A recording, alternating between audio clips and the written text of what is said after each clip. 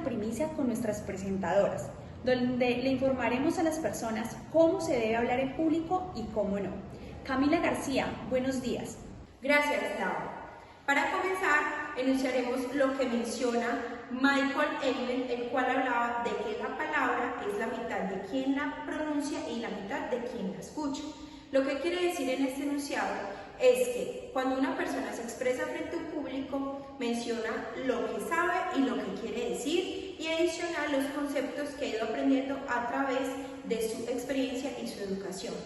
A continuación mostraremos un video el cual enunciará aquellos errores que frecuentemente utilizan las personas a la hora de hablar frente a un auditorio. Ay, qué pena, llegué tarde para el discurso. Ay. Bueno, el día de hoy hablaremos de cómo es la competencia interpretativa.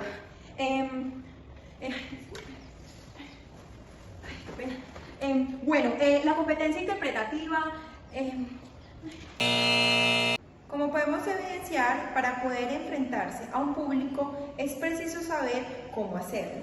Esto requiere una preparación a partir de la experiencia, pues al hablar se desarrolla por medio de estrategias que permitan una comunicación efectiva. Para enfrentarse a un auditorio no se trata únicamente de hablar bien, sino de hacerlo a partir de aprender haciendo. Mediado por el lenguaje, cómo se intercambia información, se argumenta, se persuade o se sustentan ideas. Como podemos evidenciar en el video anterior, un expositor debe tener pleno conocimiento del tema que se vaya a exponer. Esto se adquiere mediante el estudio, el análisis, la reflexión y la experiencia. Esto se logra a través del tiempo, cuando se asimilan modelos, teorías y fundamentos conceptuales. También se pudo evidenciar la autoconfianza y el autocontrol, donde al mostrarse seguro, esto indica un control frente al tema. Se manifiesta cuando la persona domina adecuadamente sus impulsos y emociones. La autoconfianza es un desarrollo personal, el cual ayuda a adoptar posturas y la toma adecuada de decisiones. La orientación al logro hay que tenerlo presente, ya que al aclarar la pregunta de qué estamos haciendo aquí por parte del público, es importante hacer una breve presentación. Si una persona no ha introducido al presentador, esta presentación es un abreboca para aquel público, pues se debe agradecer también a los asistentes por su presencia y a la organización por ser invitados. Brevemente, también es importante la planeación, la manera cronológica y el tiempo en el que se va a seguir aquella presentación frente al público. Señorita Camila, buenos días, ¿cómo estás? Buenos días, ¿tú? ¿Tú cómo organizarías una buena intervención? Bueno, pues yo creo que yo organizaría mi intervención primero organizando mi presentación personal y segundo, buscando conectores para adornar todo el tema del discurso. Como podemos evidenciar anteriormente, esto es uno de los errores más comunes que cometen las personas al momento de organizar un discurso. Hay que tener en cuenta tres objetivos o tres cosas muy básicas a la hora de organizarlos, los cuales es conocer el público que asistirá para elegir el tema necesario y a tratar, conocer cuál es el nivel de conocimiento acerca de este tema y saber qué nivel de léxico maneja estas personas para así llevar una conversación fluida. ¿Sabes cuál es el objetivo de mi intervención? Pues yo me imagino que es que el público que se espera pues asista al evento. Primero que todo hay que tener muy en cuenta el motivo o el propósito con el que se hace la intervención. Saber para qué se hace, con qué intención, si es para informar, persuadir, orientar, felicitar y de este modo saber qué intervención se va a llevar a cabo. ¿Cuánto tiempo hay que emplear para hacer una intervención? Bueno, pues yo creería que aproximadamente entre unos 40 a 50 minutos. El tipo de discurso será completamente diferente dependiendo al tiempo estipulado. No podemos suponer el tiempo sin antes haber preparado. Hay que planificar su estructura, su introducción, su desarrollo y sus conclusiones.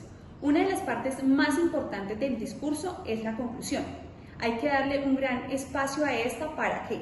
Para resolver dudas, para resolver preguntas que la audiencia tenga y así dar un cierre a la idea general del tema. Buenos días, señorita Andrea. ¿Qué haces para la elección de los temas para una intervención y que sean de gran impacto? De pronto que sean de gran interés para la audiencia. Listo. Según el tema que se vaya a tratar, el estilo del discurso será completamente diferente.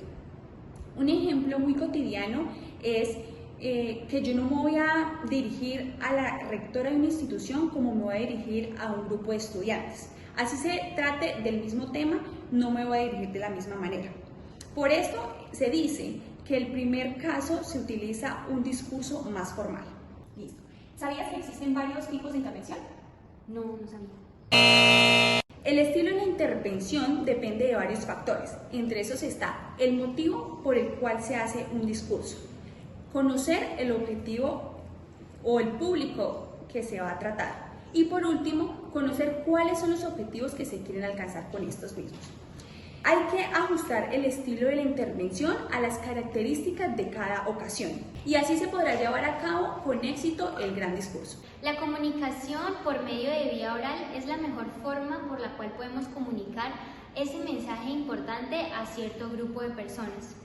Realmente la cantidad de receptores que nos están oyendo no interesa. Lo primordial aquí es la eficacia con la que compartamos aquel mensaje o información. Las palabras que utilicemos al decir aquel mensaje que previamente ha estado planeado tiene tres fines diferentes. El primero es informar acerca de algo, el segundo es explicar alguna situación y el tercero es persuadir a alguna persona sobre algún tema. También debemos tener en cuenta los siguientes tres aspectos para que al final el discurso sea de total éxito. El primero es tener clara la forma en la que vamos a compartir las palabras. Esto debe ser de gran calidad. La segunda es la intencionalidad con la que vamos a compartir el mensaje. Y la tercera es los hechos y la causa que va a generar toda la información que le hemos compartido a nuestro público. Ahora vamos con nuestra presentadora Andrea.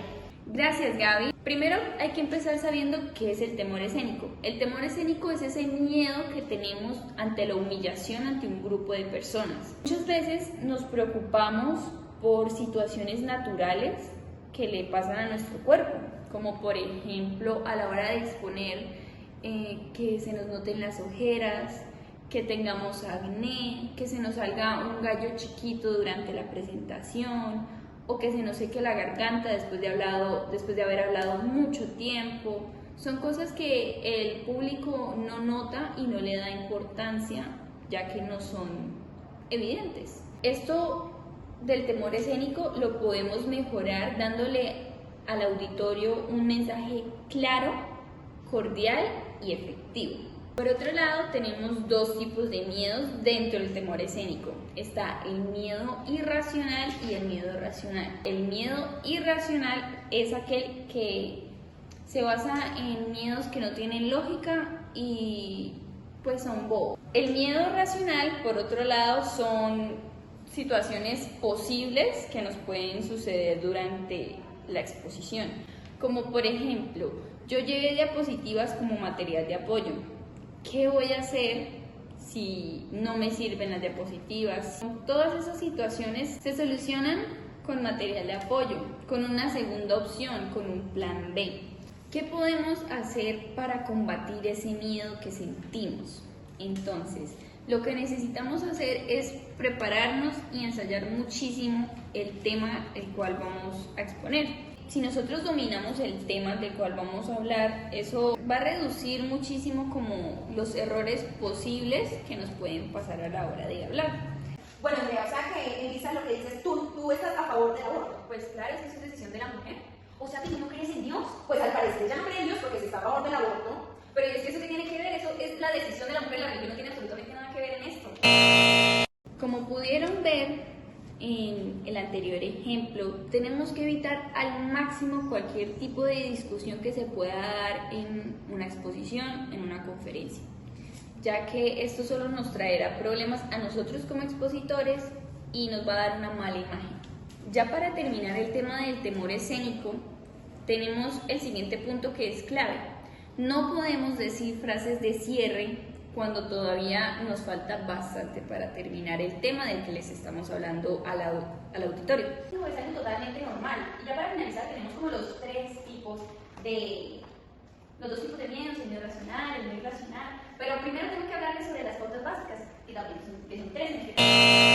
Como pueden ver, no podemos aburrir al público a mitad de conferencia, de exposición, diciendo frases de cierre. Gracias, André. Bueno, ahora vamos a hablar sobre el empleo del lenguaje, el cual depende del público al cual nos vamos a dirigir y debemos tener en cuenta la forma en la que les vamos a hablar, que sea correcta, eficaz y apropiada. Además de esto, voy a mencionar 4 características que debemos evitar al momento de exponerle a un público. La primera es el uso de tecnicismos o de palabras extranjeras. Solo podemos hacer uso de ellas si conocemos que nuestros receptores tienen conocimiento de ellas. De lo contrario, debemos inmediatamente explicar a lo que nos estamos refiriendo para que no se pierda el sentido del discurso. La segunda es evitar las muletillas, como por ejemplo, esos son ejemplos claros que constantemente cometemos y que no deberíamos realizar. La tercera es la sencillez. Esta es clave para que el público comprenda en todo momento lo que estamos compartiendo. Y la cuarta característica que debemos tener en cuenta es que jamás debemos mostrarnos superiores a nuestro público. Ahora vamos nuevamente con nuestra presentadora Andrea. Gracias, Gaby. Finalmente vamos a terminar el tema con la mirada. La mirada es ese medio de conexión que existe entre el hablante y el oyente. Es muy importante y clave siempre dirigir la mirada al público y en este caso es importante también variarla, no solo enfocarnos en una persona. Siempre tenemos que estar variando nuestra mirada a distintos rostros del público, porque hará que las demás personas en el auditorio se sientan excluidas y tomen como una postura negativa ante lo que estemos diciendo y no se sientan incluidos en nuestra conversación. Bueno, no sé si ustedes me conozcan, pero pues yo les vengo a hablar sobre el temor escénico. No sé si ustedes sepan. Pero bueno, la mirada es... ¿Ustedes son Camila y Gabriela, cierto? Sí. Ah, ok, bueno, pues yo les vengo a hablar sobre la mirada, no sé pues si ya tienen conocimiento previo sobre el tema. No. Ok, pues vamos a comenzar. Con el anterior ejemplo podemos notar lo importante que es siempre mirar al público al que nos estamos dirigiendo y ser lo más cortés posibles con ellos. Bueno, André, tengo una pregunta. Digamos, si yo me expreso con alguien, ¿puedo usar muletillas? Qué pena, ¿me repites la pregunta? Bueno. Y hasta aquí el noticiero El Mejor Hablante. Muchas gracias por su atención y nos vemos en una próxima emisión.